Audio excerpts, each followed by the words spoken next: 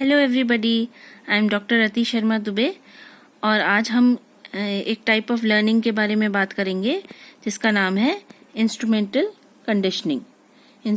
Conditioning theory. और ये जो थ्योरी है ये हमें किसने दी थी, कौन से साइंटिस्ट ने दी थी? स्किनर ने।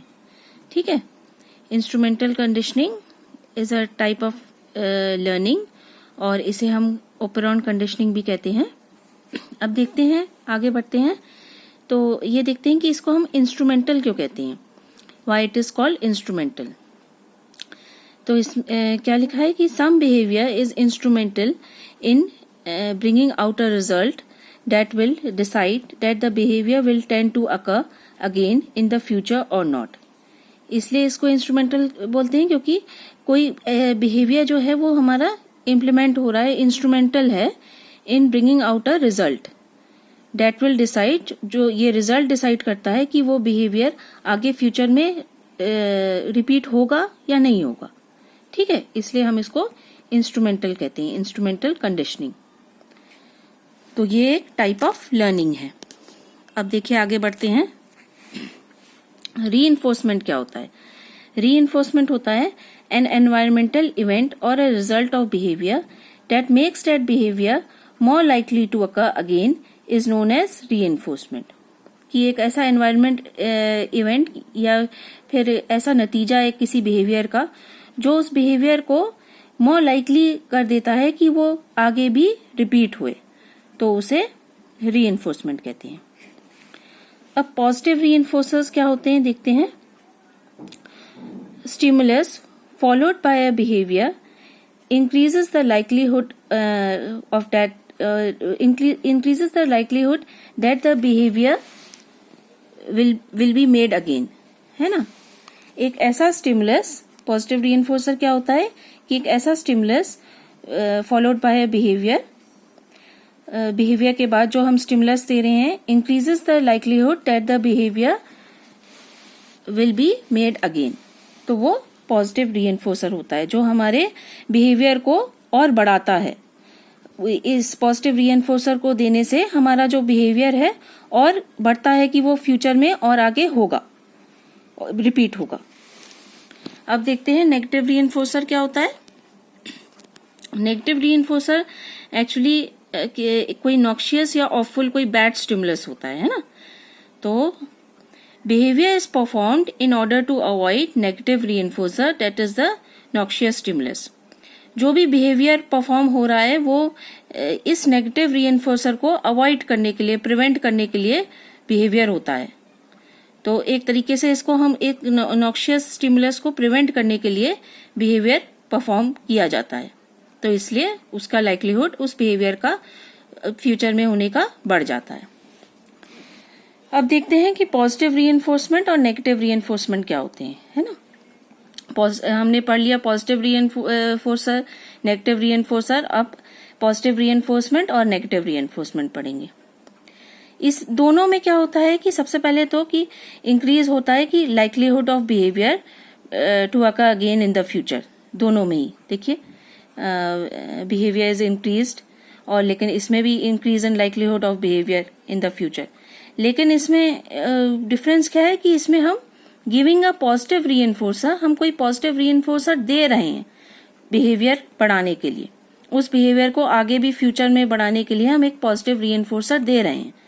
और नेगेटिव रीइंफोर्समेंट में क्या होता है कि in order to avoid a negative reinforcer the likelihood of behaviour is increased. मतलब नेगेटिव रीइंफोर्सर को हमको अवॉइड करना है, हमको नहीं चाहिए वो नेगेटिव रीइंफोर्सर, तो उस कारण से हमारा बिहेवियर इन द फ्यूचर होने की लाइकलीहुड बढ़ जाती है। तो अब पॉजिटिव रीइंफोर्सर, मतलब इसमें तो डिफरेंस समझ में आ गया ना कि दोनों में तो सिमिलरिटी क्या है कि दोनों में बिहेवियर की टेंडेंसी, लाइकलीहुड बढ़ रही है इन द फ्यूचर। लेकिन इसमें हम पॉजिटिव रीइंफोर्सर दे रहे हैं और इसमें हम अवॉइड करने के लिए नेगेटिव रीइंफोर्सर हम कोई बिहेवियर कर रहे हैं, बिहेवियर हो रहा है। तो अब इसका एग्जाम्पल क्या होगा कि कोई भी रिवॉर्ड या प्रेज, कोई भी अच्छी चीज हम प्राइज दे रहे हैं, रिवॉर्ड दे रहे हैं कि भाई जो हमें बिहेवियर चाहिए, वो होना चाहिए, तो उसके लिए हम कोई रिवॉर्ड देते हैं, किसी बच्चे को कोई रिवॉर्ड देते हैं, प्रेज देते, उसको प्रेज करते हैं, शाबाशी देते हैं, जिससे वो उसका अच्छा बिहेवियर रहे, तो वो एक पॉजिटिव रीइंफोर्सर की तरह काम करता है। ठीक है। और इस केस में क्या होगा, नेगेटिव रीइंफोर्समेंट में के केस में क्या होगा कि to avoid scolding of parent और teacher, good behaviour is performed और वर्क इज कंप्लीटेड। कि उस स्कोल्डिंग को, यहाँ पे स्कोल्डिंग क्या हुई, नेगेटिव रीइंफोर्सर हुई, तो उस स्कोल्डिंग को अवॉइड करने के लिए, पेरेंट और या टीचर की स्कोल्डिंग को अवॉइड करने के लिए, या ऑफिस में कोई आपके जो बॉस हैं, हायर अथॉरिटी हैं, उनकी स्कोल्डिंग को अवॉइड करने के लिए जो एम्प्लॉयज हैं वो अपना काम कंप्लीट करते हैं, अच्छा बिहेवियर रखते हैं, ऐसी स्टूडेंट्स भी अपना अच्छा बिहेवियर रखते हैं कि अवॉइड करने के लिए स्कोल्डिंग्स को। तो यहाँ पे स्कोल्डिंग नेगेटिव रीइंफोर्सर है, और यहाँ पे रिवॉर्ड या प्रेज, जो तारीफ करना, प्रेज करना, कोई प्राइज देना, कोई अच्छा इनाम देना, तो वो यहाँ पे पॉजिटिव रीइंफोर्सर है। अब और एक एग्जाम्पल देखते हैं कि इसमें तो जैसे एक और एग्जाम्पल है नेगेटिव रीइंफोर्समेंट के केस में कि to avoid electric shock another way is taken. जैसे मान लीजिए कोई तार लटकी है किसी वे पे और वहां उसमें करंट जा रहा है, तो उस इलेक्ट्रिक शॉक को अवॉइड करने के लिए जैसे हम दूसरा रास्ता ले लेते हैं, तो हमारा बिहेवियर क्या हो गया कि हमने दूसरा रास्ता पकड़ लिया इस इलेक्ट्रिक शॉक को प्रिवेंट करने के लिए। यहाँ पे इलेक्ट्रिक शॉक क्या है, नेगेटिव रीइंफोर्सर। तो उस नेगेटिव रीइंफोर्सर को प्रिवेंट करने के लिए, अवॉइड करने के लिए हमने जो दूसरा रास्ता लिया वो हमारा बिहेवियर हो गया, है ना। तो उस लाइक्लीहुड ऑफ बिहेवियर वो बढ़ गई कि हम दूसरा रास्ता लेंगे। और एक और एग्जाम्पल इसमें देखते हैं कि पॉजिटिव रीइंफोर्समेंट के केस में कि in case of alcohol abuse, या जो एल्कोहल एडिक्शन होता है, तो शुरू में क्या होता है कि alcohol is taken to achieve high और हैप्पीनेस। शुरू में क्या होता है, जब इसकी अल्कोहल जो शुरू में लेते हैं लोग, कि alcohol is taken to achieve high और हैप्पीनेस, कोई बड़ा अच्छा लगता है उसको लेने से, बड़ी अच्छी खुशी मिलती है। लोग ये डिस्क्राइब करते हैं कि हम तो बहुत खुश हो जाते हैं उसको लेने से, या हमें बहुत स्फूर्ति मिलती है उसको लेने से, बड़ा अच्छा लगता है, बड़ा आनंद मिलता है। लेकिन फिर क्या होता है कि इसी प्रिंसिपल पे बेस्ड टॉलरेंस डेवलप होने लग जाता है, कि जैसे जैसे धीरे धीरे उनको इसकी आदत लगने लग जाती है, तो more amount of alcohol is needed to achieve the same rewarding effect in the brain, है ना। तो इसी प्रिंसिपल के तहत टॉलरेंस डेवलप होने लग जाता है कि जो अल्कोहल की क्वांटिटी जो है, अमाउंट है, वो बढ़ने लग जाता है to achieve the same effect.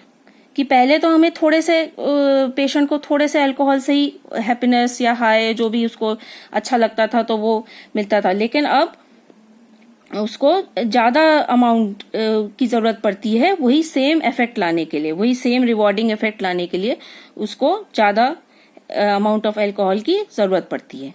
तो इसी प्रिंसिपल पे बेस्ड, पॉजिटिव रीइंफोर्समेंट के प्रिंसिपल पे बेस्ड से फिर टॉलरेंस डेवलप होता है अल्कोहल डिपेंडेंस में।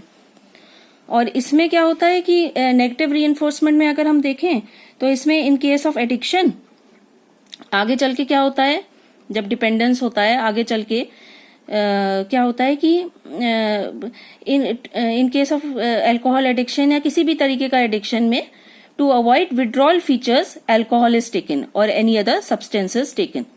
कि हम ये जो यहाँ पे नेगेटिव रीइंफोर्सर क्या है कि विड्रॉल फीचर्स हैं, कि जो पेशेंट को इन case of alcohol withdrawal tremors आते हैं, एंजाइटी होती है, स्लीपलेसनेस होती है, और बेचैनी, घबराहट, जो भी हेलुसिनेशंस, ऑडिटरी हेलुसिनेशंस होते हैं, या इवन डिलीरियम में विजुअल हेलुसिनेशंस भी होने लग जाते हैं। तो इन सब चीजों को प्रिवेंट करने के लिए, कि घबराहट, बेचैनी, इन सब चीजों को प्रिवेंट करने के लिए फिर उसको अल्कोहल लेनी पड़ती है। तो टू अवॉइड अ नेगेटिव रीइंफोर्सर उसको अल्कोहल लेनी पड़ती है आगे चल के। तो ये भी एक एग्जाम्पल हो गया नेगेटिव रीइंफोर्समेंट का। यहाँ पे ये एग्जाम्पल हो गया पॉजिटिव रीइंफोर्समेंट का, जो टॉलरेंस जो इसके प्रिंसिपल पे काम करता है, पॉजिटिव रीइंफोर्समेंट के प्रिंसिपल में टॉलरेंस डेवलप हो जाता है। ठीक है, तो आगे बढ़ते हैं फिर। अब क्या है, पनिशमेंट क्या है और ओमिशन ट्रेनिंग क्या है।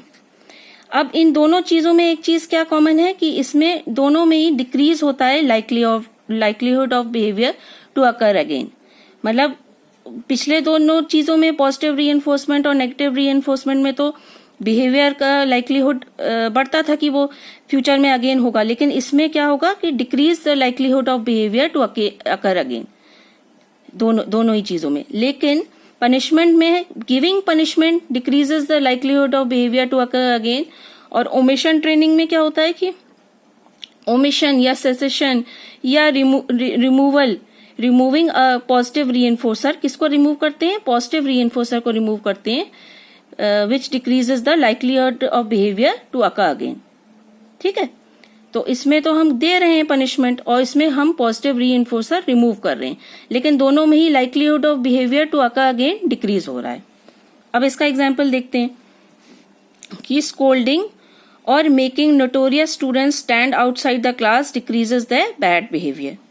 कि पनिशमेंट हमने दी, कुछ बदमाश जो स्टूडेंट्स हैं, जो नॉटी स्टूडेंट्स हैं, बहुत ज्यादा नोटोरियस स्टूडेंट्स हैं, वो टीचर का कहना नहीं मान रहे, उनको हमने क्लास के बाहर खड़ा कर दिया, तो स्कोल्डिंग दी, क्लास के बाहर खड़ा कर दिया, तो वो क्या है, पनिशमेंट है। तो वो जो बैड बिहेवियर कर रहे थे, जो टीचर को चिढ़ा रहे थे या कुछ भी शैतानी कर रहे थे, टीचर की बात नहीं सुन रहे थे, उनके मतलब कुछ भी उनके पीछे से कुछ भी बातचीत कर रहे थे, तो ऐसा बैड बिहेवियर को स्कोल्डिंग या जो उनको बोल दिया कि क्लास के बाहर खड़े हो जाइए, तो ये पनिशमेंट देने से उनका ये बैड बिहेवियर कम हो जाएगा।